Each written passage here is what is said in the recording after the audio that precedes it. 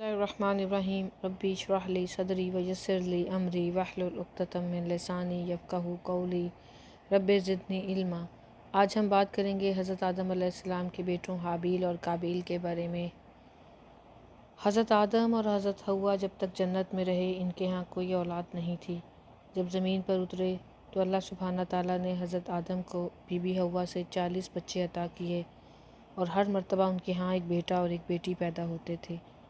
इब्न अब्बास, इब्न मसूद और दूसरे सहाबा इकराम से मरवी है कि हज़रत आदम अलैहिस्सलाम हर पेट के लड़के की दूसरी पेट की लड़की से शादी फरमाया करते थे और ये शरअ आदम में हलाल था।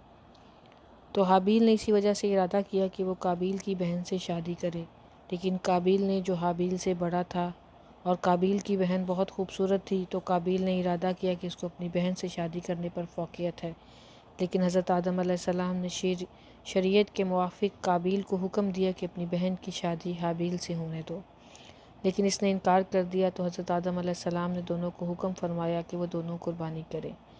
फिर हज़रत आदम अलैहिस्सलाम ख़ुद मक्का हज करने के लिए जाने लगे और आसमानों से अपनी औलाद की हिफाजत करने के लिए कहा, लेकिन उन्होंने इनकार कर दिया।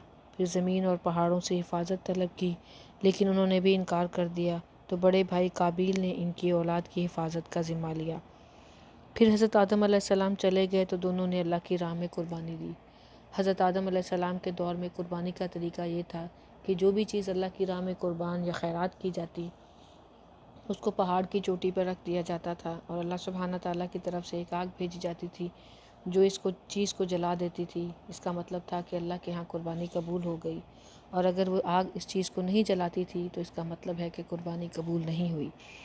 तो हाबील ने एक उम्दा फरवा जानवर अल्लाह की राह में कुर्बान किया, जो बकरी थी, क्योंकि हाबील बकरियों वाले थे और काबील ज़रात वाले थे, लिहाजा उन्होंने रद्दी निकम्मी फसल का एक गट्ठा कुर्बानी में दिया। तो आग नाजिल हुई और इसने काबील की कुर्बानी को छोड़ दिया, यानी कबूल न हुई, और हाबील की कुर्बानी को जला गई। तो काबील गुस्से में आ गया और कहा, मैं तुझे कत्ल कर दूंगा।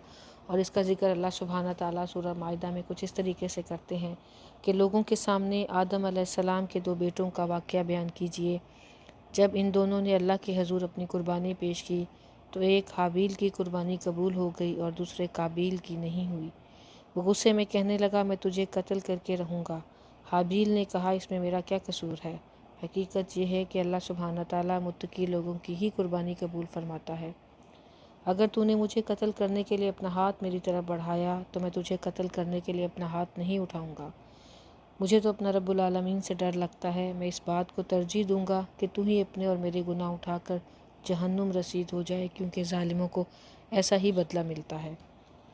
काबील को उसके नफ्स ने अपने भाई की कत्ल पर आमादा किया तो बिला आखिर उसने कत्ल कर डाला, लेकिन इस काम से वो बहुत खसारे में पड़ गया।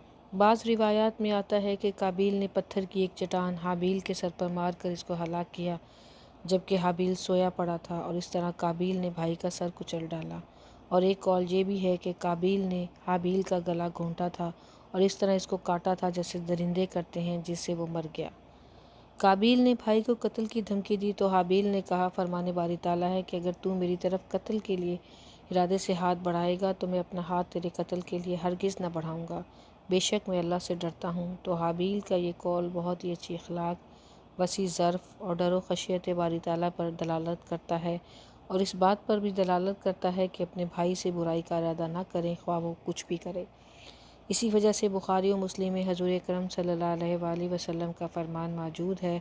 आपने फरमाया, जब दो मुसलमान अपनी तलवार सौंते हुए एक दूसरे की तरफ इसको कत्ल करने के लिए मुतवज्जो होते हैं तो कातिल और मकतूल दोनों जहन्नम में जाते हैं। सहाबा रज़ियल्लाहु ताला अन्हु ने पूछा कि या रसूल अल्लाह, ये कातिल तो सही है लेकिन मकतूल क्यों?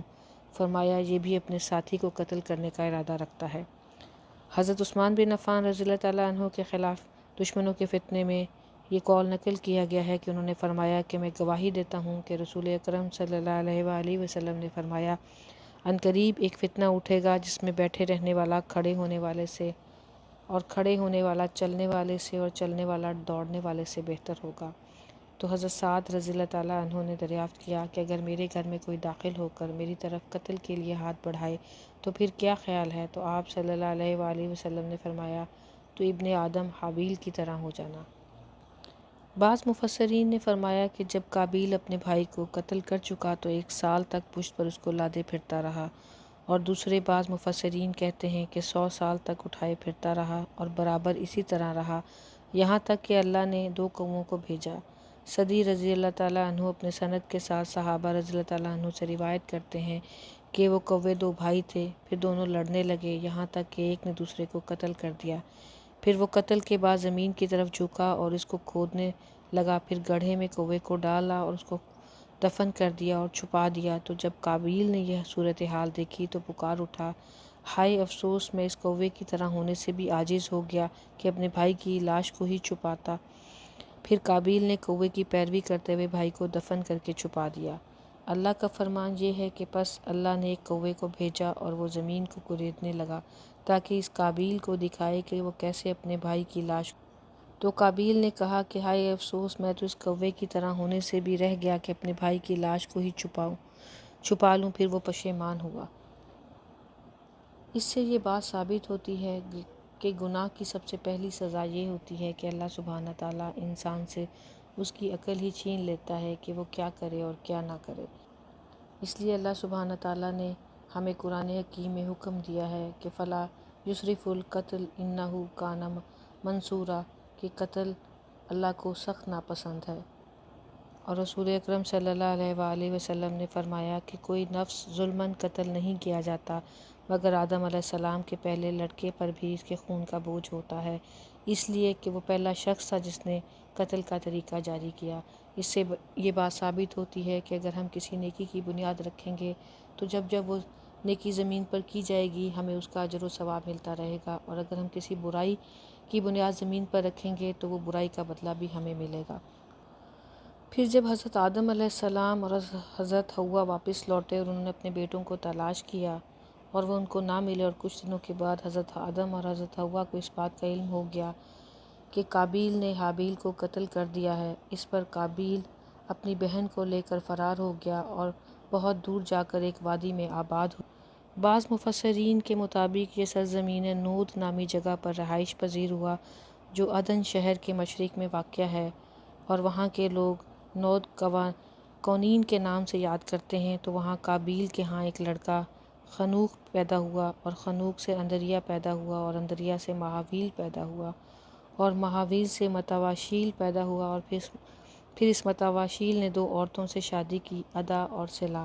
ادا کے ہاں ایک لڑکا ابل نامی پیدا ہوا، اور یہ دنیا میں پہلا شخص ہے جس نے خیمہ لگا کر کھلے آسمان تلے مصنوعی چھت کا سایہ حاصل کیا اور مال کی ذخیرہ اندوزی کی۔ اور اسی ادا سے ایک لڑکا نوبل بھی پیدا ہوا، اور وہ بھی پہلا شخص ہے جس نے دنیا میں سارنگی اور طبلہ بنایا۔ اس سے یہ بات صاف ظاہر ہوتی ہے کہ چونکہ ابتدائی اولاد قتل اور زنا سے شروع ہوئی اور وہ حضرت آدم علیہ السلام کے خلاف بھی تھے، تو معاشرے میں زنا، برائی اور شر بڑھتا گیا ان کی وجہ سے۔ اور اس سے یہ بھی بات ثابت ہوتی ہے کہ برائی کا انجام بھی برا ہوتا ہے۔ اللہ سبحانہ تعالیٰ ہمیں صحیح معنوں میں اچھا عمل کرنے اور نیکی کے راستے پہ چلنے کی توفیق عطا فرمائے، جو آخرت میں ہمارے لیے صدقہ جاریہ بنے۔ وآخر دعوانا ان الحمد للہ رب العالمین۔